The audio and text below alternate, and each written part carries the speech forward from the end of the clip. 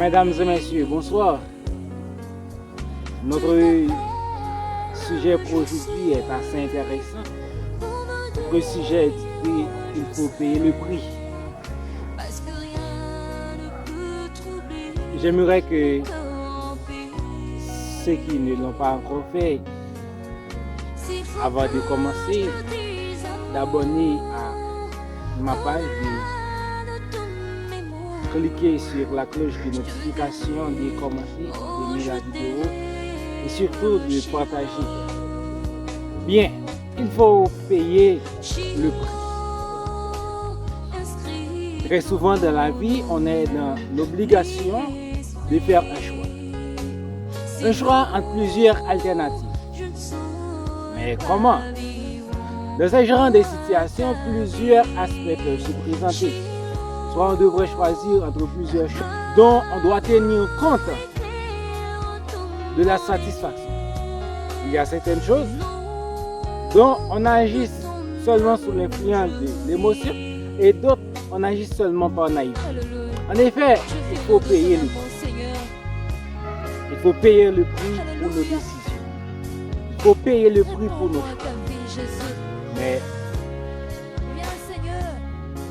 faut-il vraiment payer le prix? Si on devrait payer le prix, quel est le sens de cette vie? Une vie où rien n'est gratuit. Même nos décisions, il faut les payer. Mais à qui devons-nous ce prix? Je viens de vous dire que vous devriez payer le prix, mais à qui devons-nous ce prix? Essayons de répondre à ces interrogations.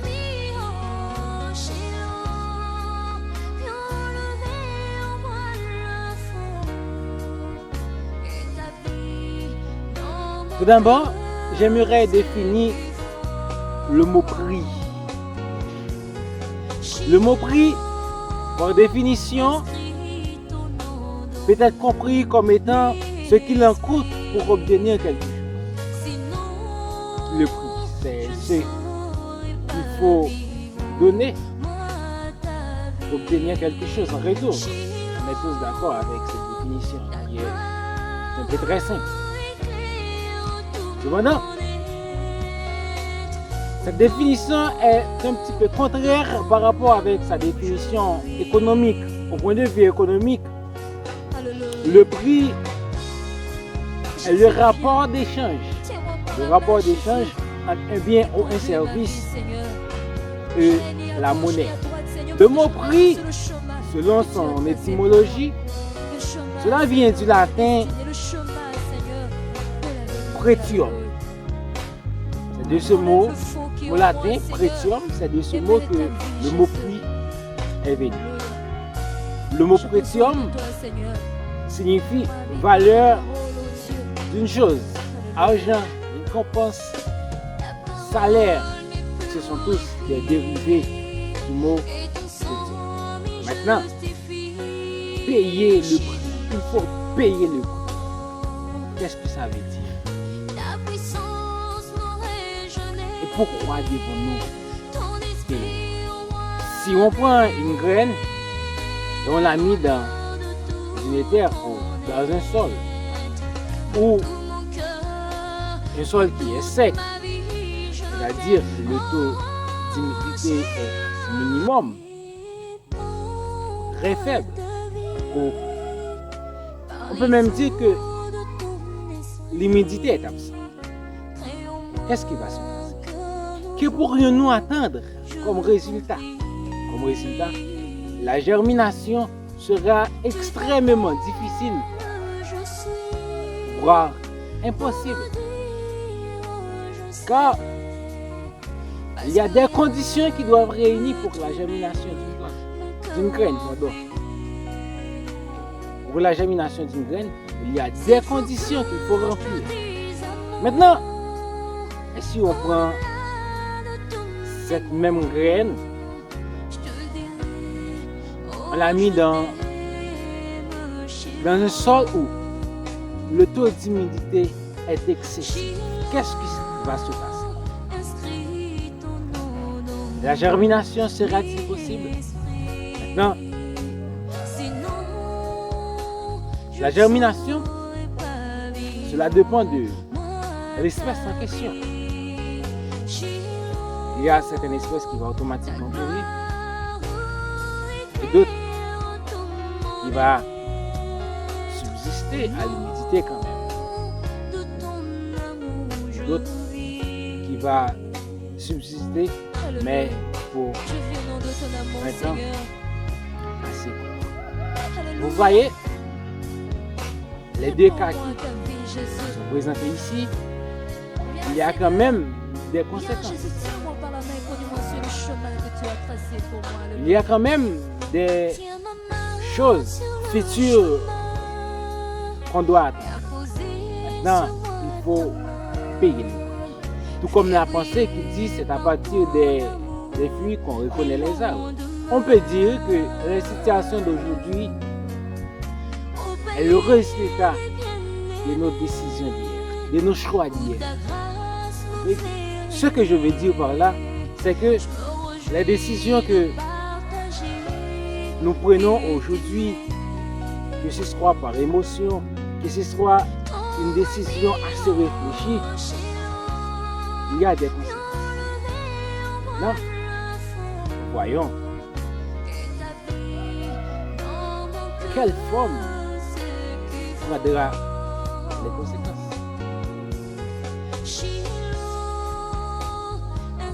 Cela peut être positif ou négatif, mais quand même il y a des conséquences.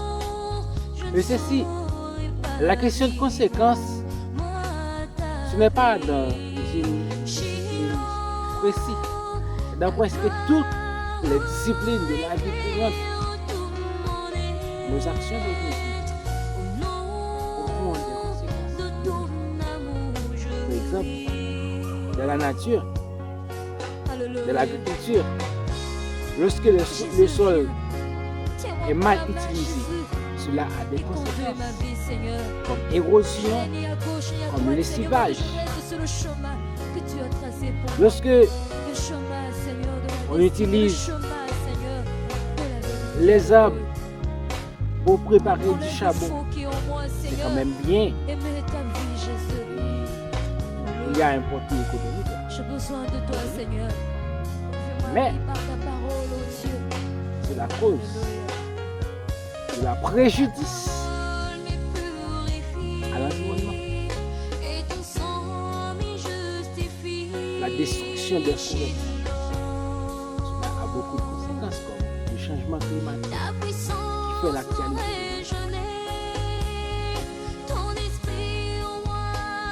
Le problème n'est pas de ne pas faire du choix. Cependant, il faut être rationnel dans les choix. Comprendre la question de payer le prix, ça veut dire de comprendre quelque chose que pasteur m'a dit. Un jour, un pasteur m'a dit le bien et le mal entre les deux. Si le bien et le mal ont des biais, cela veut dire que le bien et le mal peut nous suivre. Vous comprenez? De chaque décision que nous prenons dans la vie, que ce soit en bien ou en mal, sache qu'il y a un résultat. Maintenant, quel sera le résultat de nos actes? C'est une question assez évidente. Nous pouvons prendre une décision aujourd'hui qui semble être injuste. Mais pourtant, à l'avenir, on verra que cette décision était injuste. C'est pourquoi il faut réfléchir avant de prendre des décisions.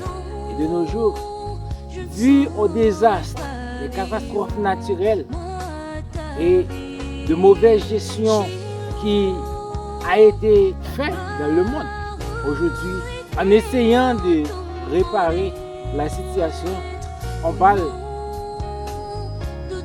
de notions assez importantes qui est le développement durable. Je viens de dire tout à l'heure que chaque décision que nous prenons aujourd'hui a des conséquences futures, que ce soit en bien ou en mal. Par exemple, si quelqu'un décide de consacrer toute sa vie au travail, sans même penser à prendre un peu de temps pour prendre soin de lui, lorsque je dis prendre soin de lui, prendre un peu de loisir, il reste concentré tout le temps sur son travail. Qu'est-ce qui va se passer dans le futur? Bien, cette personne-là devra faire face à la solution. Et si quelqu'un veut livrer à l'amour, il devra faire face à des blessures.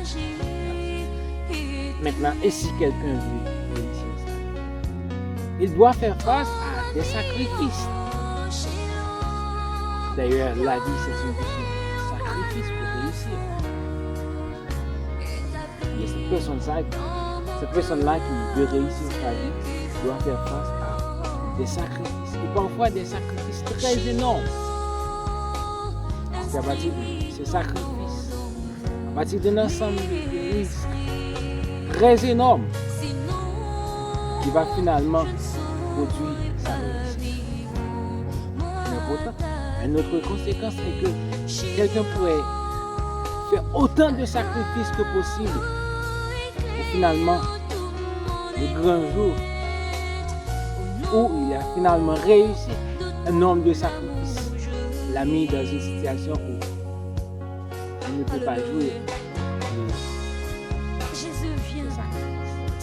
de sa vie. Le prix à payer peut être considéré comme la conséquence de vos choix. On peut la considérer également comme étant ce que vous devriez perdre pour obtenir quelque chose, pour ce dont vous devriez sacrifier pour quelque chose. Maintenant, comment se manifeste ce prix? Comme je viens de dire tout à l'heure, ce prix, c'est quelque chose qu'on perd de manière naturelle. Alors vous devriez comprendre que souvent ce n'est pas de l'argent. Ce n'est pas de l'argent, c'est quelque chose.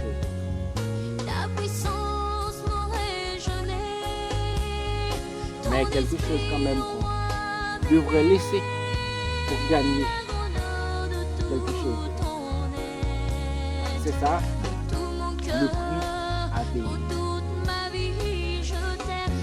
Vous voulez avoir de la gloire, alors vous avez quelque chose. Quand Jésus lui-même a sacrifié sa propre bonjour, le monde entier parle de Jésus. Vous savez pourquoi? Parce que Jésus a payé le prix. Mais il faut payer le prix. Et si on a besoin à ça? Laisse-moi vous dire tout simplement que payer le prix n'est pas une question de vie ou de mort, mais tout simplement une loi naturelle. Alors, puisque c'est une loi de la nature, vous devriez par conséquent agir avec de la rationalité. Il faut payer le prix si vous voulez réussir votre vie. Le prix, c'est quelque chose qui peut être matériel, moral, qu'on devra céder pour obtenir quelque chose en retour. Le prix à payer a un rapport étroit avec le sacrifice. Maintenant, que voulez-vous? Alors, ce que vous voulez, pour l'obtenir, il y a un sacrifice.